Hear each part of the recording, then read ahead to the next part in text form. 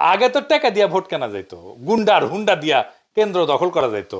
এটা কি আবার করা যাবে? যাবে না। আমাদের সবার মনে যে কথাটা ফাল পারে নিত্যদিন, আজকে তার জবাবটা পাইবেন। আমি কেমনে আপনার আমার সবার মনের কথা জানি? আমি খালি আপনার মনের কথা জানি না, আপনিও আমার মনের কথা জানেন। এটা আসলে পুরা জাতির মনের কথা। কি সেটা? এক নাম্বার কথা হইতেছে, ইলেকশন কি আদৌ হবে? দুই নাম্বার, ইলেকশন নিয়ে সবার মনে শঙ্কা কেন? তিন নাম্বার, কারা চায় না ইলেকশন হোক? এই তিন প্রশ্নের জবাব দেওয়ার আগে আমাদের এক লম্বা কাহিনী শুনতে হবে। আশা করি শুনতে খারাপ লাগবে না, কারণ এই কাহিনীর মধ্যে আপনার অনেক প্রশ্নের জবাব আপনি পেয়ে যাবেন। প্রথমে শুরু করি এরশাদ বিরোধী আন্দোলন দিয়া।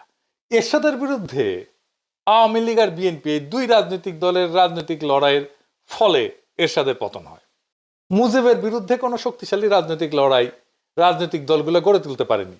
মুজিবের পতন হয় অপ্রচলিত এক শক্তির হাতে।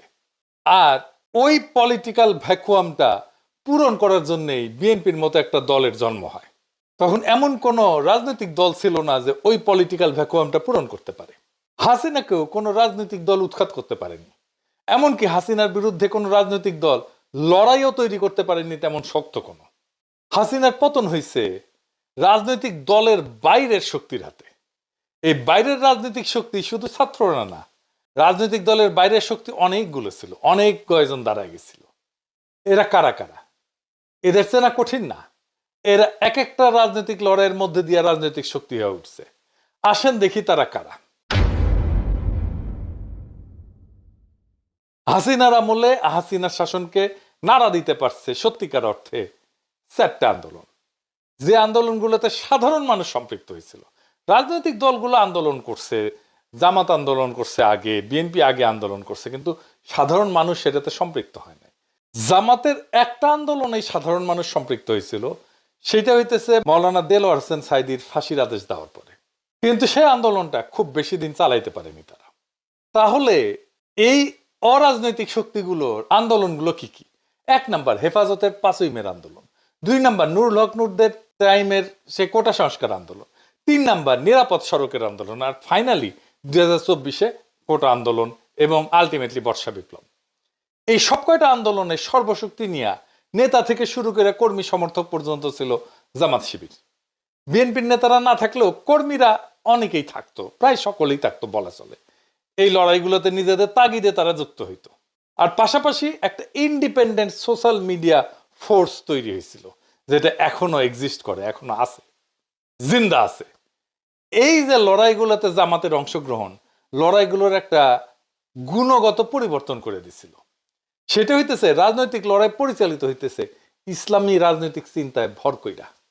বিএনপির কর্মীরা সংখ্যা বাড়াইছে, কিন্তু লড়াইয়ে কোনো কর্তৃত্ব বা বয়ান তৈরি করতে পারে নাই, নেতৃত্বও নিতে পারে নাই। রাজনৈতিক লড়াইয়ের ভাষাও পরিবর্তন হইতে থাকে। স্বাধীনতার বদলে আজাদি শুনি আমরা, বিপ্লব দীর্ঘজীবী হোক এর বদলে শুনি ইনকিলাব জিন্দাবাদ। এমনকি বামপন্থীরাও কারবালা বলে, আমি জাহিলিয়াত বলে। শোষক আর শোষিতের বদলে আমরা ব্যবহার করি জুলুম আর মজলুম। ন্যায়ের বদলে ব্যবহার করি ইনসাফ। গণভবন দখল করাকে বলি আমরা ফতে গণভবন। লড়াইয়ের ভাষা দিয়ে বুঝতে পারবেন কারা লড়াইয়ের মূল শক্তি। এই লড়াইয়ের মূল শক্তি ছিল বাংলাদেশের ইসলামপন্থী রাজনৈতিক শক্তি। বিপুল পরিমাণে মাদ্রাসার ছাত্র শহীদ হয়েছে। হাসিনার সবচেয়ে বড় ভুল হয়েছিল কি জানেন? নিরাপদ সড়ক আন্দোলনকে গুন্ডা দিয়া থামানো। ওই নিরাপদ সড়কের লড়াই যে স্কুল ছাত্ররা করছিল, তারাই 2024 বিশ্ববিদ্যালয়ের ছাত্র হয়। এরা আগের অভিজ্ঞতায় জানে কিভাবে হাসিনা দমায় দেয় আন্দোলনকে। তারাও আগের অভিজ্ঞতা কাজে লাগায় জান লড়াইয়ে ফাইট দিল। সারা দেশের মানুষ পাশে দাঁড়াইলো। হাসিনা পলাইলো। বাঙ্গু এলিটেরা, সুশীলেরা দেখলো তার সাম্রাজ্য ধরধর করে ভেঙে পড়তেছে, ধ্বংস হয়ে যাইতেছে। আগায় আসলো সেই সিভিল মিলিটারি ব্যুরোক্রেসি। ওয়াকার সাহেব গাড়ি পেটাই দিল, বুড়া চ্যাংড়া সব পলিটিক্যাল লিডারদেরকে ডাইকে নিয়ে গেল। তারা নাচতে নাচতে চলে গেল। একটা সরকার হইল, ইন্টেরিম সরকার, যার কাজ হবে শুধু ইলেকশন।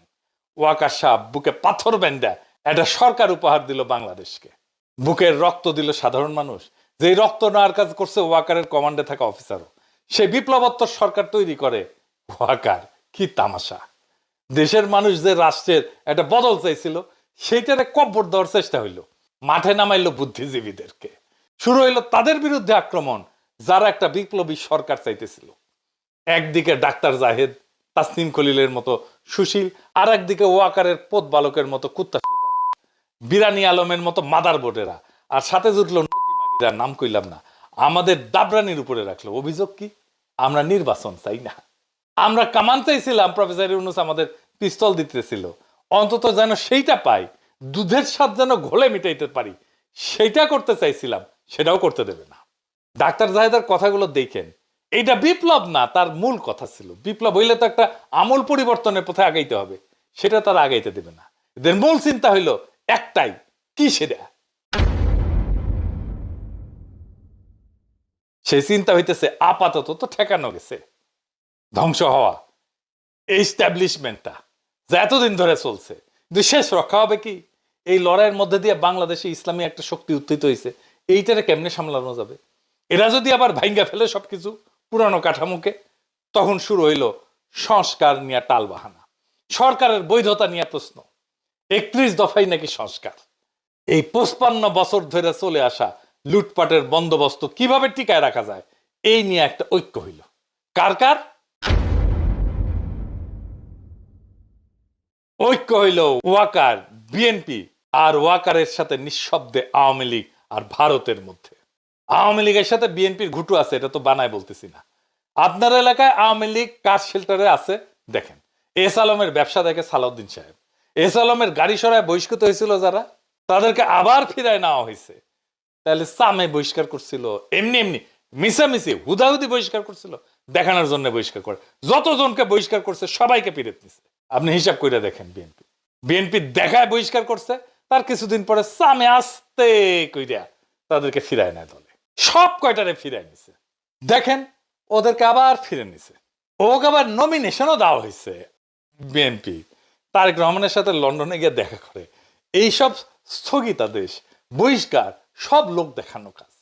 ফজা পাগলার তো প্রাথমিক সদস্য পদ স্থগিত হয়েছে, অগাস্ট মাসে স্থগিত করছে 3 মাসের জন্য।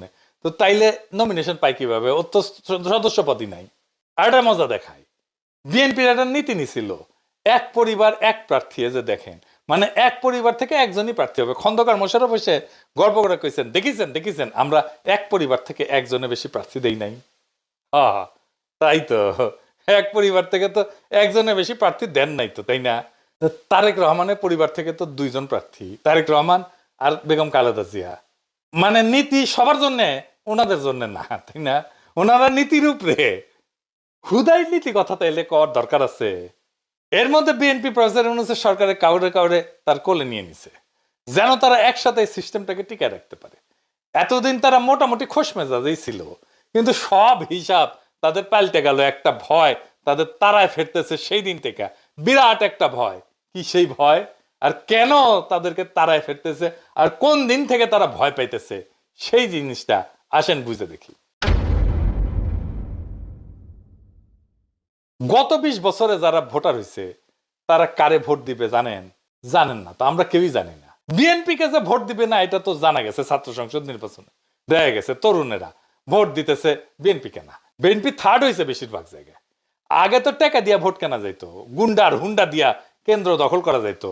এটা কি আবার করা যাবে? যাবে না, ওরাও নিশ্চিত না। আগে মনে করেছিল ইলেকশন দিলে তো বিএনপি জিতে যাবে, তাই রে নাই রে না, এখন সেই কনফিডেন্স আর নাই। কনফিডেন্স থাকলে জাস্টিস শাহাবুদ্দিনের 91 ইলেকশনের মতো একটা ইলেকশন করে ফেলতো, সবকিছু ঠিক আছে। এরশাদ নাই, বাকি সব ঠিক আছে, তাই হইতো। ওইটা করলে একটা মোটামুটি ফেয়ার ইলেকশন দিত। যদিও ফেয়ার ইলেকশন দিলে 91 মতো চমক আসতে পারে। 91 কি হয়েছিল জানেন?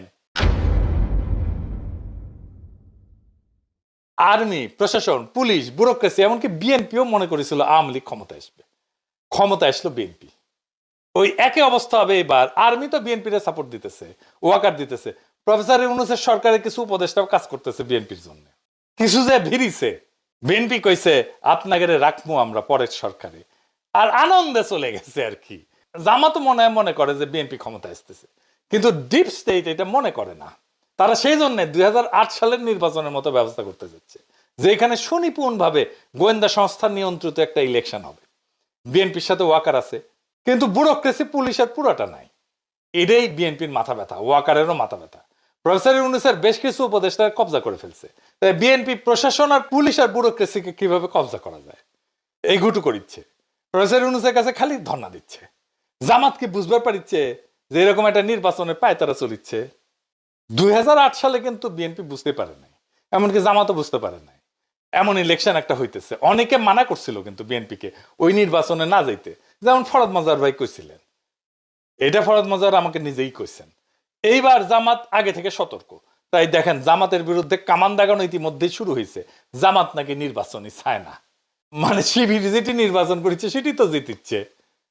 জামাতের অবস্থা আপনারা জানেন, জামাতের তো অবস্থা খারাপ না, জামাতের জনপ্রিয়তা বাড়ছে। না, জামাত কেন নির্বাচন চাইবে না? বুঝতে পারতেছেন তো কে কেন কোন কথা কইতেছে? জামাত যদি মাঠ ফাঁকা মাঠ ছাইরা না দেয়, ছাইরা দেওয়ার সম্ভাবনা কম, তাইলে একটা ভয়ঙ্কর সংঘাতময় নির্বাচন হবে। কার কার মধ্যে সংঘাত হবে? যারা একটা পাতানো নির্বাচন করতে চাইতেছে আর যারা নির্বাচনে বিজয়ী হইতে চায়, জনগণের যাদের সমর্থন আছে। প্রফেসর ইউনূস বলছেন একটা সুন্দর নির্বাচন উপহার দিতে চান। যদি তাই চান তাহলে গোয়েন্দা সংস্থার এই পরিকল্পনা যেন বাস্তবায়ন করতে না পারে সেই ব্যবস্থা প্রফেসর ইউনূসকে করতে হবে। কোন রাজনৈতিক দলের আবদারে চাপে প্রশাসনে বা পুলিশে কোনো পরিবর্তন করবেন না। আপনার নিরাপত্তা উপদেষ্টা নাকি পুলিশেও নাক গলাইতেছে, শোনা যাইতেছে ওনার সাথে নাকি তারেক রহমানের বরাবর হয়েছে, সিস্টেম হয়েছে। সেই জন্য তার বিরুদ্ধে বিএনপি নীরব হয়ে গেছে। আগে দেখেছিলেন না, একসময় মনে হয়েছিল খলিলুর রহমানকে তো না সরিলে মুখ ধোবো না, ভাত খাবো না, ঘুম যাবো না আজকে রাতে, এটাই করছিল বিএনপি। এখন সব কিছু শান্ত, ঠান্ডা, পুকুরের মতো শান্ত। খলিলুর রহমান এখন তাদের সমস্যা না। ক্ষমতা একটা আশ্চর্য জিনিস, বুঝছাও? কত মানুষকে পাল্টায় যেতে দেখলেন। কখনো যদি আমাকে দেখেন ক্ষমতার কাছাকাছি দৌড় মারিচ্ছি, পিছে থেকে টেনে ধরে রাখবেন, খিচ্চা টেনে ধরে রাখবেন, যেন উঠে যাবেন না পারি।